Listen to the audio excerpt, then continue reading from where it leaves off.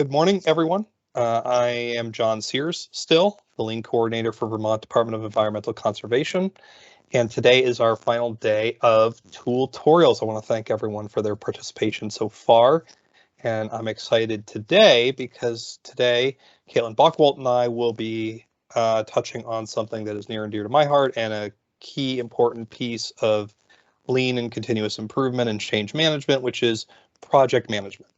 Now, this is not a project management 101. This is not a project management 100. This is not a project management 1. This is like a project management 0.001. Project management is an entire field with an immense array of tools and methodologies and practices.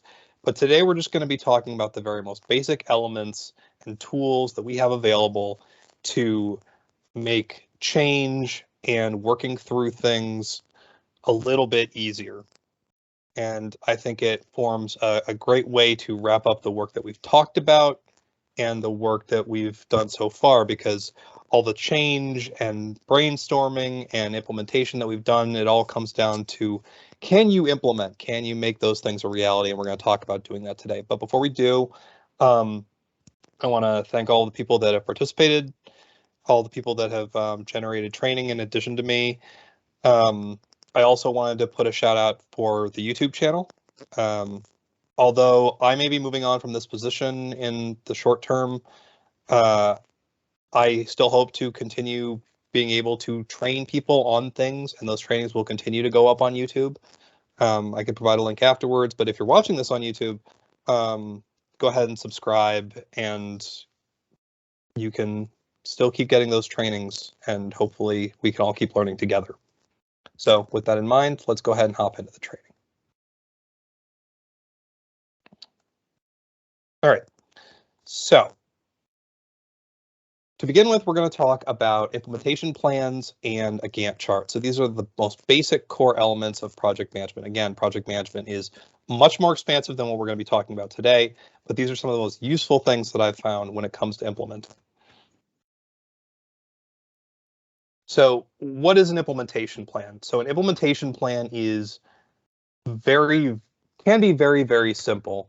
It requires just a few things in order to be a functional, useful plan. It requires a task that has to be done, a date it has to be done by, and who the owner of that task is. If it has those three elements, you can call it an implementation plan. And as far as the way that you can format that information and what other information you collect, there are a wealth of resources available on the internet. I've got two listed right here. This is one of my favorite simple ones. It really just allows you to assign your IDs to a task, assign a due date, figure out who the owner is, who the participants are. You can indicate the % complete that it is, and you can take any notes that you might have. It's very simple, very straightforward, but necessary when you start to consider the volume of tasks you might be dealing with. Here's another example of a fairly simple plan. It just lists the element, the responsible party, the team, if that's relevant, a priority if you've got one, the status, and then the dates you have to do them by. The other tool I want to talk about is kind of an expansion, a little more complex version of dealing with that, and that's a Gantt chart. It's a way of visualizing kind of the same information, but it really helps you keep track of the progress that your project is under. So WBS is short for Work Breakdown Summary. The idea that for any project, for any thing you're trying to work through, you're going to be breaking it down into constituent parts and working on those constituent parts that come together into a whole.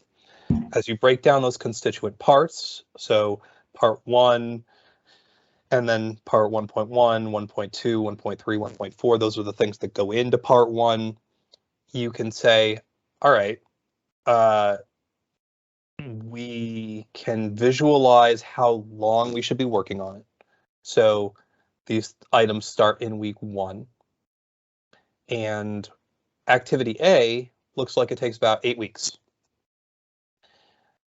Activity B looks like it takes about 4 weeks. Well, 3 weeks.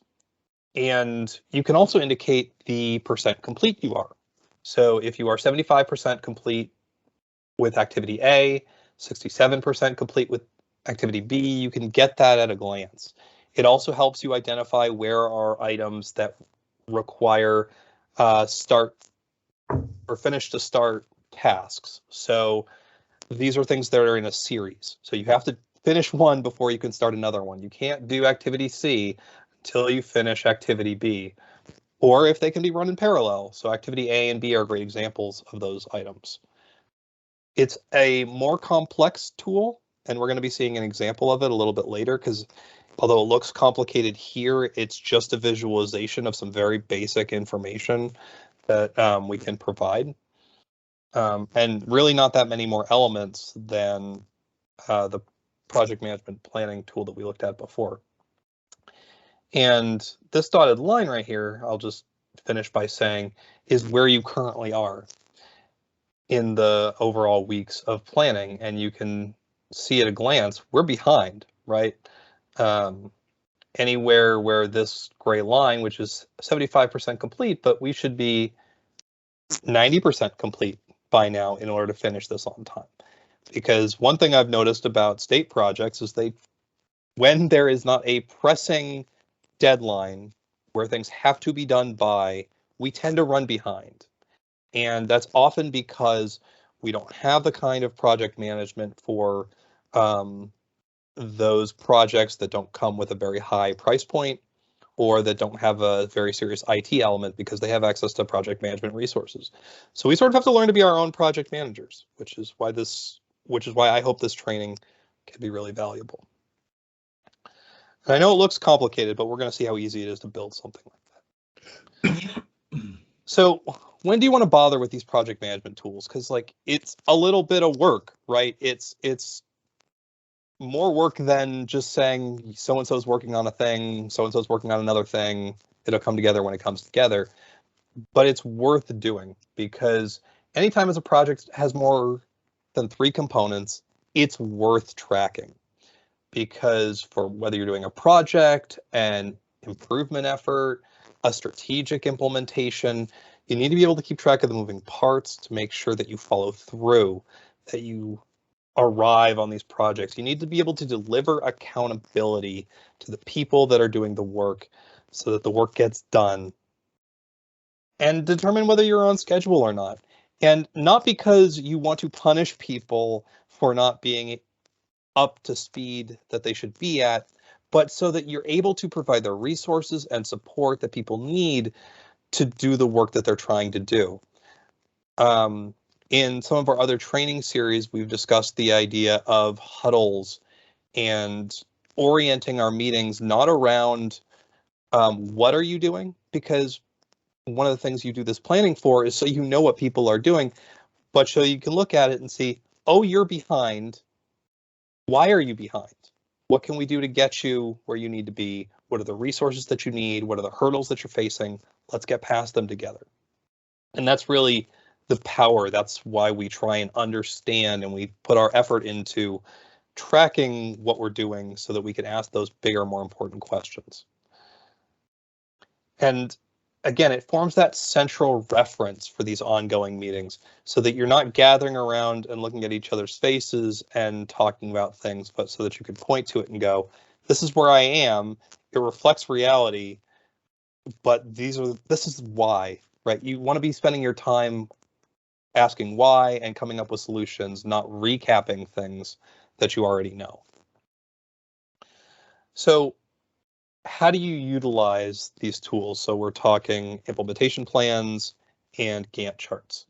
So you want to use it to determine which project pieces have to come in what order and if there's any precedence needed, right? So if something has to be done before something else, you want to make sure you do that thing first. And if things can be done simultaneously, you want to be doing them simultaneously. You don't want to have to stage them one after another when they don't need to be, because that's a waste of time. It allows you to identify the best person for the task. It also allows you to manage workloads, right? So if you're trying to manage a project and you've got 5 or 6 people on a project and one person's working on 4 elements of that project, you might not notice that if you're not tracking it in a cohesive way, if you haven't written down that they're responsible for those tasks. You can identify it real quick if you're tracking it. You can also estimate the critical path if you're thinking about how long each step takes and whether things can be done in parallel or in series. You can take a look at it and estimate how long a project's actually going to take. It's not just a thing you're doing that'll get implemented when it gets implemented and it'll be done when it's done and who cares, but that this will take us 3 months. And, if it runs a little longer than that, it's a learning experience. A lot of project management is about learning.